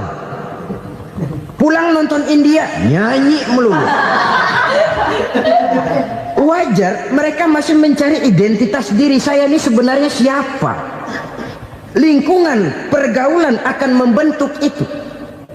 Karena itu pandai-pandailah bergaul, karena ia sangat besar pengaruhnya dalam ikut membentuk kepribadian manusia. Apalagi sifat yang jelek lebih cepat menularnya ketimbang sifat yang baik. Sifat yang baik, watak yang soleh itu lambat sekali untuk menular. Tapi yang tidak baik, kan prosesnya mah kalau remaja biasanya mula-mula dengar. Karena dengar lalu pengen tahu. Karena pengen tahu lalu ngeliatin. Begitu ngeliatin kan pengen nyobain. Setelah nyobain ketagihan. Nah, ini prosesnya. Yang namanya ganja, morfin, narkotik awalnya kan begitu. Mula-mula denger katanya kalau sudah fly to the sky, sudah melayang ke langit katanya, disitulah puncak kebahagiaan. Mulanya cuma denger. Karena denger pengen tahu. Karena pengen tahu lalu ngeliat, kumpul sama orang yang suka ngeganja. Setelah ngeliat, nah pengen ngerasain. Begitu ngerasain enak juga, ketagihan. Kalau sudah ketagihan jadi penyakit kronis, bisa merembet kepada yang lain. Iya, kalau orang tuanya mampu untuk beli morfin, beli ganja. Kalau tidak kan pikirannya ngayap, jemuran siapa ya gue sabet. Timbullah perbuatan-perbuatan negatif yang bermula dari salah pergaulan. Apalagi buat adik-adik remaja yang tinggal di kota-kota besar, yang pengaruh budaya, pengaruh kesenian, pengaruh struktur kehidupan yang nampak makin individualistis, di mana persaingan tajam, tensi ekonomi tinggi, orang mudah mengalami stres. Pandai-pandailah dalam bergaul, sekali lagi, karena ia sangat besar pengaruhnya dalam ikut membentuk kepribadian manusia. Orang bahagia punya kendaraan yang cepat, artinya punya pergaulan yang luas, dan lingkungan pergaulannya terdiri dari orang-orang yang soleh. Kemana dia pergi ada teman, kesulitannya ada tempat dia cerita. Tapi kalau sudah menyendiri, hidup sendiri, kesulitan dipikiri sendiri, bisa mati belum waktunya. Tidak ada tempat berbagi rasa, tidak ada tempat bercerita, tidak ada tempat mengurangi beban dalam kehidupan. Pantas betul kalau Islam sangat menggalakkan dan menganjurkan orang kalau sudah sampai waktunya itu untuk melangsungkan nikah. Kata Nabi, ya ma'syaras syabab man istata'a minkumul ba'at falyatazawwaj. Hai para pemuda, kalau sudah mampu memberi nafkah, kawinlah, nikahlah kamu. Kenapa? Sudah ada teman hidup, tempat berbagi rasa. Kesulitan kalau ada tempat cerita akan lebih ringan ketimbang kita telan sendiri, walaupun bobot kesulitannya sama beratnya. Saudara-saudara kaum muslimin rahimakumullah, inilah ciri yang kedua, punya kendaraan biar cepat asal lancar. Kemana kita mau pergi gampang. Dengan kata lain, setelah hati yang luas, pergaulan yang luas. Dua. Yang ketiga sekarang, tanda orang bahagia itu menurut Nabi, misbahun mudhi'un, punya lampu yang terang. Oh, itu enggak problem. Sekarang sudah zamannya listrik masuk desa, Pak. Lampu sudah terang semua. Betul, kalau itu yang dimaksud. Tapi tidak cuma itu. Karena lampu yang dimaksud di sini, lampu yang akan menerangi seluruh perjalanan hidup. Dan perjalanan hidup itu sudah dimulai sejak kita terlahir ke alam ini, sampai masuk ke alam barzah, kumpul di padang mahsyar, sampai ke akhirat. Lampu yang menerangi itu yang diperlukan. Kalau lampu, katakanlah yang paling top sekarang kan lampu jenis Mercury. Taruhlah itu di rumah kita, dia cuma menerangi rumah kita, menerangi hati pun tidak sanggup. Bila kita masuk ke alam barzah, alam kubur, sanggupkah si Mercury yang begitu terang menerangi alam barzah kita? Tidak sanggup lagi. Sanggupkah lampu yang ratusan watt, bahkan puluhan ribu watt menerangi kehidupan di padang mahsyar? Tidak akan sanggup lagi. Kalau demikian, yang dimaksud lampu yang terang di sini apa? Tidak lain amal soleh, kebajikan yang kita lakukan dalam hidup. Itu yang akan jadi lampu penerang. Di dunia nama kita akan terang. Jasad kita boleh hancur terkubur tanah, tapi nama kita akan dikenang orang. Begitulah kalau orang meninggalkan kebajikan dalam hidup seperti sekarang. Ribuan orang tiap saat berziarah ke kubur Imam Syafi'i, ke kubur Imam Malik, ke kubur Imam Ghazali, ke kubur orang yang baik-baik, orang yang soleh-soleh. Kebajikannya yang ditinggalkan, yang mengukir namanya dengan tinta emas, sehingga saudara sudah terbaring di alam kubur. Orang lewat, Allah, ini kuburannya Fulan bin Fulan, dulu ini kebaikannya Masya Allah, saya ikut merasakan. Mari kita mampir sebentar, kita Fatihah, mohon disampaikan Allah pahalanya kepada almarhum. Al-Fatihah. Itu kalau orang baik-baik. Lalu saudara tanya, Pak, orang mati dikirimin Fatihah apa nyampe pahalanya? Saya jawab, kalau saudara nggak percaya, mati dulu dah. Nanti saya Fatihain, tungguin di sana. Umpama nggak sampai, balik lagi kemari. Sekarang ini kan maunya otak-otakan saja. Kalau nggak masuk otak, nggak percaya. Padahal alam gaib itu nggak bisa diotak-otakin. Sama saja dengan saudara pernah dengar cerita kapal tanpa emas tenggelam kan? Pernah nggak? Di mana? Ya, di laut Masalembo. Begitu ke tanpa emas tenggelam, ratusan penumpang itu terjun ke laut, dipermainkan gelombang, berjuang menghadapi maut itu. Orang lagi timbul tenggelam di lautan, dihantam ombak, kita tengokin pakai helikopter. Pak, lagi timbul tenggelam ya? Iya, tolongin. Jangan khawatir Pak, nih saya kirim intan Pak, harganya 10 juta. Kira-kira orang yang timbul tenggelam di laut seneng nggak? Tidak. Kan mahal toh intan 10 juta. Kenapa dia nggak senang? Karena intan 10 juta dalam kondisi seperti itu tidak sanggup menyelamatkan dia. Dia akan girang kalau dikirimin ban mobil bekas, dikirimin papan terentang atau bambu. Intan yang 10 juta dia nggak girang, ban mobil bekas yang 1000 perak tuh pegang, itu yang dia girang betul. Inilah sebabnya Nabi berkata, mal mayyitu fi qabrihi illa kal ghariqil mutaghawwis. Orang yang meninggal di alam kuburnya seperti orang timbul tenggelam di lautan. Yantaziru da'watan min ahli, menunggu doa dari keluarganya yang masih hidup. Duh, bapak saya sudah meninggal, saya sayang benar sama dia. Kirimin kulkas ke kuburannya Itu sama saja dengan tadi orang tenggelam di lautan dikirimi intan yang harganya 10 juta, ndak sampai. Begitulah kalau kebajikan yang kita tinggalkan dalam hidup, sudah mati pun kubur kita masih diziarahi orang. Tapi kalau jahat yang kita tinggalkan, boro-boro lah orang mau doa lewat dekat kuburan kita juga serem. Tuh bajingan no, dulu mati dipendem di situ tuh. Jangan lewat situ, ntar kesurupan, jangan. Lewat saja orang ngeri. Konon lagi membacakan Fatihah dan mengirimkan doa. Hidup pada hakikatnya adalah kesempatan untuk berbuat baik. Maka sekali kesempatan itu diberikan, manfaatkan dengan sebaiknya. Sebab kesempatan kedua tidak akan pernah ada. Kesempatan berbuat baik di sini, di akhirat sudah pembalasan namanya. Sekali kesempatan itu dicabut, dia tidak akan pernah dikembalikan lagi. Kata Iqbal, hidup tidak mundur ke belakang, Bung. Berhenti diinjak orang, mundur hancur. Tidak ada kata mundur dalam hidup ini. Berhenti diinjak orang, mundur kecebur. Tidak ada kata lain. Harus maju dalam kehidupan, dalam artian yang positif. Hidup adalah kesempatan untuk mengumpulkan kebajikan yang sebanyak-banyaknya. Di situ nilai daripada manusia. Sekarang ini memang nggak kelihatan kok, orang yang banyak pahala sama yang banyak dosa nggak kelihatan kok.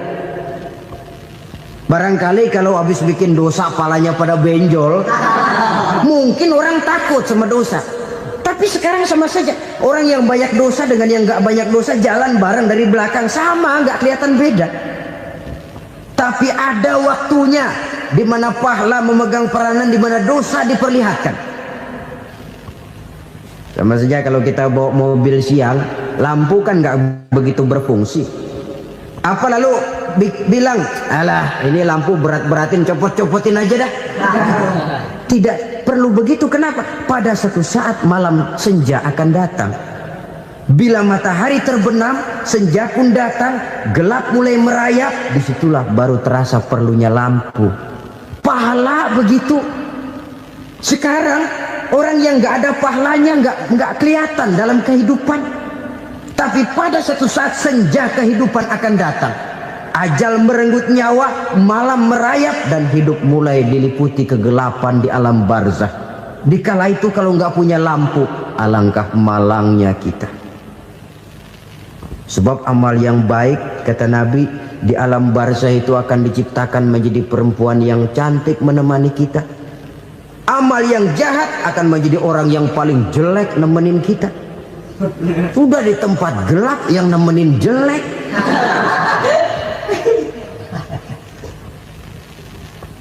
Kaum muslimin rahimakumullah.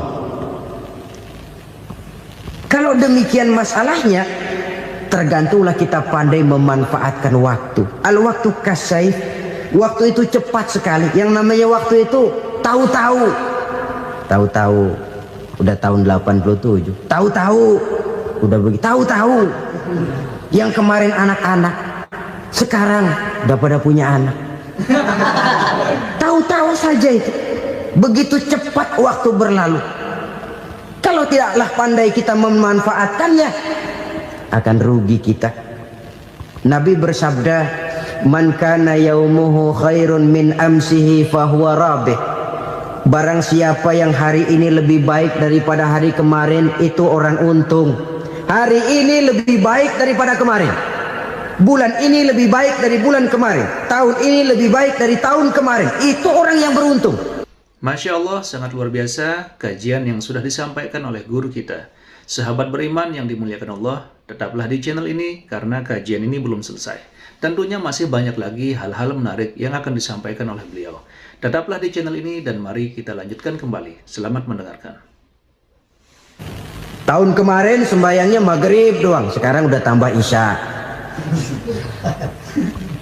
Tahun kemarin cuman Idul Fitri aja ngancem bener. Sekarang udah tambah Jumat. Lalu tambah lagi maghrib, tambah lagi isya, dan selanjutnya. Hari ini lebih baik daripada kemarin, itu orang yang beruntung. Wa man kana yaumuhu mislu amsihi fahuwa khasir. Lalu barang siapa yang hari ini sama saja dengan hari kemarin, itu orang rugi. Hari ini sama dengan kemarin, rugi itu. Bulan ini begitu, bulan kemarin begitu, tahun ini begitu, tahun lalu juga begitu. Rugi itu orang. Rugi apa? Rugi umur. Umur tambah, amalan nggak pernah tambah. Dan saya pikir lebih merupakan azab ketimbang nikmat kalau orang dikasih panjang umur cuma untuk numpuk dosa. Mending mana? Panjang umur banyak dosa sama pendek umur dikit dosa. Mending mana? Mending mana? Ya, paling mending tentu panjang umur banyak pahala. Tapi kalau tidak, sekali lagi, lebih merupakan azab ketimbang nikmat kalau orang diberikan panjang umur tapi cuma untuk sekedar menumpuk dosa. Kehilangan kesadaran bahwa dunia bukan terminal akhir dari satu perjalanan. Dia cuma halte di mana kita berhenti sebentar untuk menuju kepada terminal yang hakiki.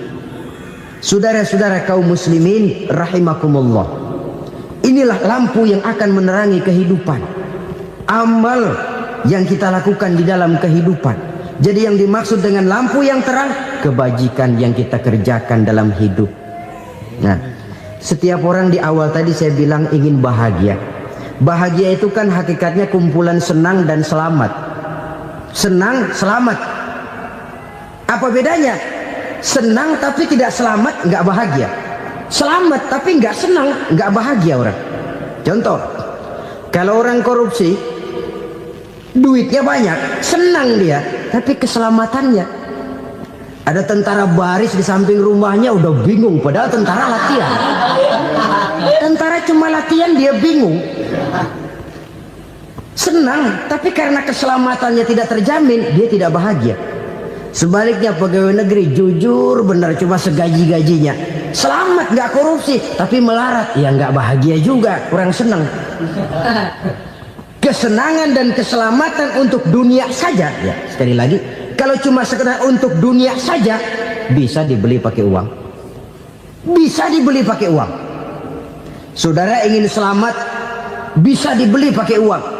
Saudara ingin senang, bisa dibeli dengan uang. Tapi setelah mati masuk ke alam barzah, habis kekuasaan uang. Nggak bisa lagi beli keselamatan pakai uang, tidak mungkin lagi membeli kesenangan dengan uang. Di situ pahala yang megang peranan.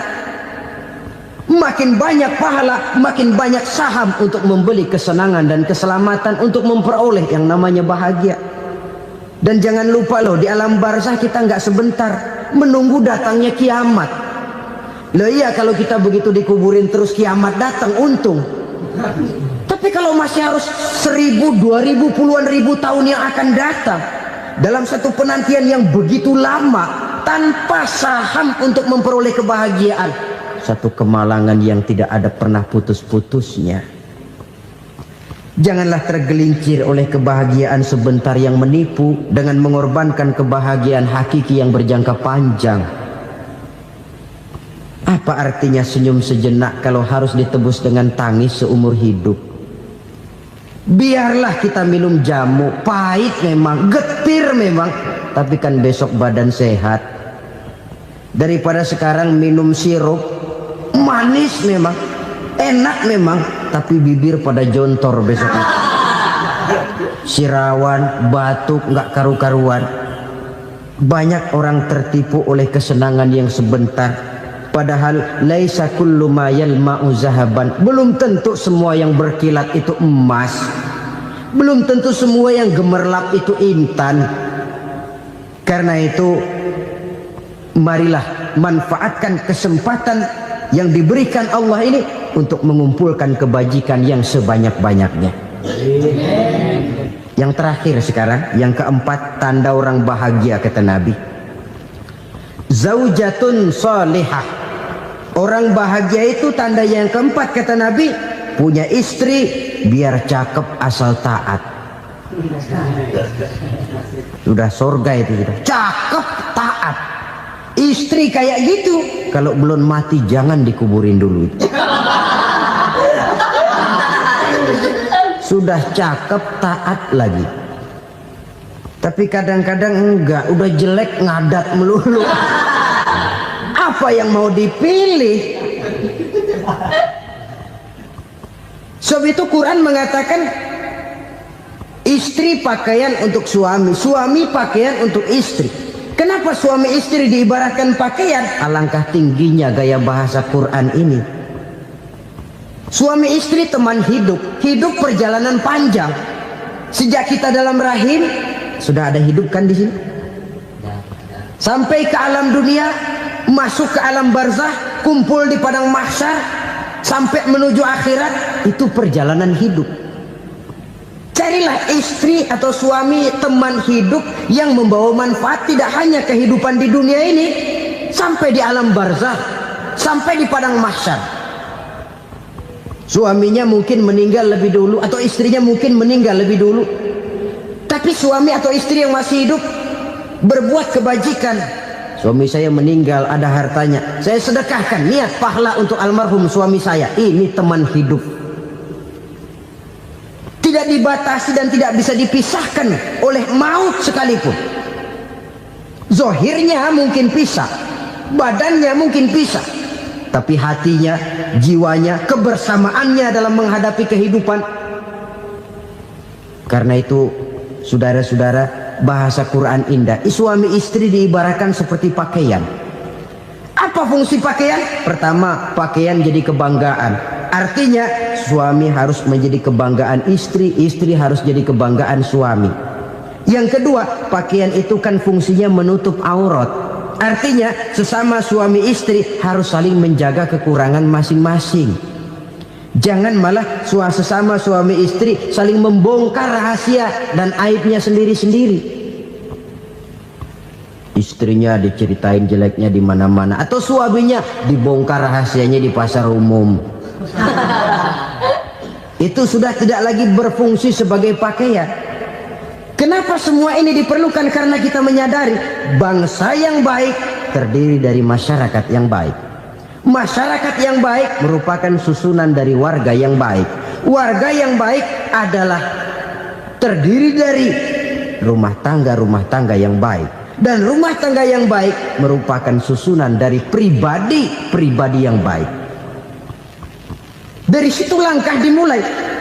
Membangun satu bangsa yang baik diawali dengan membangun rumah tangga yang baik, dengan menciptakan pribadi-pribadi yang baik. Sehingga dari sini diharapkan berkembanglah nilai-nilai kebaikan. Orang akan bahagia mempunyai istri yang soleh. Kenapa? Tidak ada seorang suami bisa sukses jadi apapun dia, apapun profesinya, dokterkah, kiaikah, mubalikah, petanikah, pengusahakah, pejabat tinggikah, tidak ada seorang suami yang bisa sukses tanpa peran serta istrinya. Walaupun memang peranan itu tidak begitu kelihatan, tapi sangat menentukan. Karena itu, saudara hadirin yang saya hormati, Islam sangat menghargai kaum wanita, memberikan kedudukan yang tinggi sepanjang tidak mematikan kodrat kewanitaannya. Nah, kalau sudah kesuksesan ini diawali dari rumah tangga, karier di masyarakat mudah untuk dikejar. Tapi keberantakan di rumah tangga merupakan kegagalan pertama di tempat lain. Nah, inilah saja yang dapat Al-Fakir sampaikan pada pertemuan kali ini. Alhamdulillahirrabbilalamin, demikianlah kajian penuh ilmu, hikmah, dan manfaat yang sudah kita dengarkan bersama dari guru kita. Semoga kajian yang beliau sampaikan kepada kita semua menjadi ilmu yang bermanfaat dalam kehidupan kita sehari-hari. Sahabat beriman yang dimuliakan Allah, terima kasih banyak sudah menyimak kajian ini sampai selesai. Doa dan harapan saya, semoga sahabat semua selalu diberikan kesehatan, dimudahkan segala urusannya, dan dilancarkan rezekinya. Amin ya Rabbal Alamin. Demikian yang dapat saya bagikan, kurang lebihnya mohon maaf. Sampai bertemu lagi di kajian berikutnya. Wabillahi taufiq wal hidayah, waridho walinayah. Wassalamualaikum warahmatullahi wabarakatuh. Setelah kita mendengarkan bersama kajian yang sangat luar biasa dari guru kita, sekarang mari kita lanjutkan aktivitas kita masing-masing. Semoga kajian yang beliau sampaikan kepada kita semua menjadi ilmu yang bermanfaat dalam kehidupan kita sehari-hari. Dan semoga kita semua bisa istiqomah dalam mengamalkannya. Amin ya Rabbal Alamin. Selamat beraktivitas buat sahabatku semua dan sukses selalu. Sampai bertemu lagi di video berikutnya. Wassalamualaikum warahmatullahi wabarakatuh.